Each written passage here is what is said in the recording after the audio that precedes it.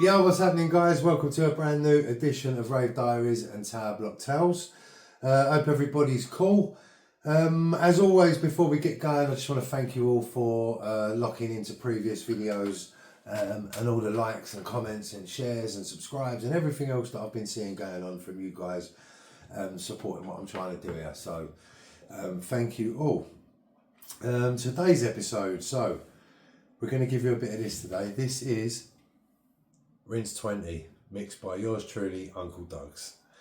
And the reason we're talking about this today was this was the first official mix that I ever did. I mean, I've done a few since then. I've had a couple of my own releases out that wasn't through sort of Rinse. I did one for Suburban Bass, one for Conga Natty, I did one for Ram Records, it was on Radio 1. But this was the first one I ever did where, you know, I actually went and sourced music and people got paid, the producers got paid, the labels got paid, whatever. And it was through Rinse FM. So I'm not sure what year this was. I should have really checked all this out, shouldn't I? But I'm assuming this was around 2012, I reckon. I joined Rinse in 2011. This must have been 2012, maybe early 2013. But Rinse did a series of mixes. They had some real big, all the big dons that have come through Rinse have had one of these out. And when they asked me to do it, I was so gassed because I just wanted that. When you see them all, it's all that kind of picture. So whether it's Skepta, Plastician, One Man, whoever, loads of people have had them. And I wanted one of the, you know what I mean? One of the tiles. When you get them all, I'm one of the tiles. So I was well happy when they asked me. The show was doing really well already. I mean, one day we'll talk about my first show on Rinse when I went back to it as illegal and how that went and what happened and all that. But for now, we're going to focus on this here. So, they approached me to ask if I would like to mix one of these. But what we wanted to try and do was to tell a story of jungle. Or that's what I wanted to do. They asked me to do the mix. I said to them, can I try and do this story of jungle music, which sounds easier than what it is because the BPMs, I mean, the first track is We Are I.E. by Mr. Lenny Diaries, and the last track is Ready or Not, the Zinc remix. So the BPM difference between that and that is probably 40 or more BPMs. Back then, this was a full-on vinyl mix. This was before anyone, or before I was using digital for sure. And it was a challenge, but we got there. We did get there. It was my first ever. I didn't know, I mean, I know how mixed CDs work. I know you pay the labels and blah, blah, blah. But this was the first time that I'd ever done one myself. So I remember I wrote out a list of maybe, I think the first list was maybe 80 tunes or something like that. We wanted to try and hone it down to about 20 to 25 tops, I think they said to me. First of all, I had about 80, and then out of them 80, if I remember, I got that down to 60. Then we contacted the people that we wanted to talk whether it was possible to use the music. Some people might not let you use their music. They might not want you to, do you know what I mean? That's their prerogative. Obviously, when you do use their music for something like this, people want to get paid.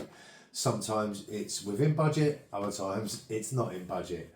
I can't actually remember what the budget was for this, but it wasn't bad from what I remember.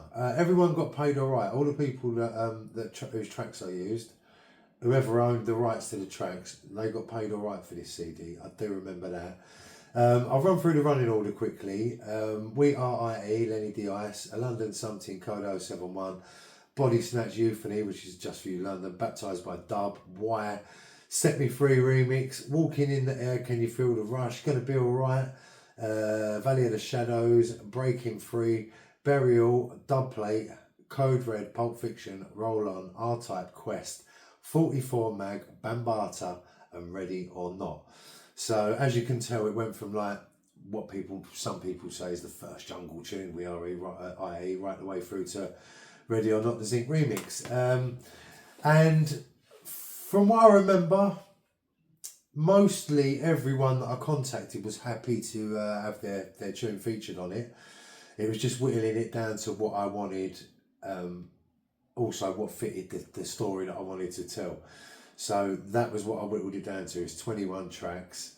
And it was a nightmare to mix, if I'm totally honest. It took me flipping ages to get it right because there's so much BPM jumps, and obviously without the digitals back then, trying to climb that BPM on a 1210 or a 1200, very gradually you can nick a little bit, but you can't make big jumps like you can more so on the digital stuff. So yeah, it seemed like a great idea. In reality, it was an absolute nightmare. What I should have done is just done a jungle mix, and then we'd have all been safe.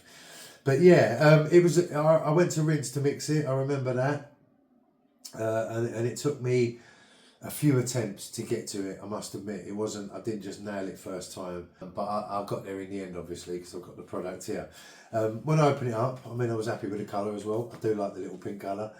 It's got the other people that have done them here. So Rinse number 1 was Genius. Then it was Scream, Super D, Skepta.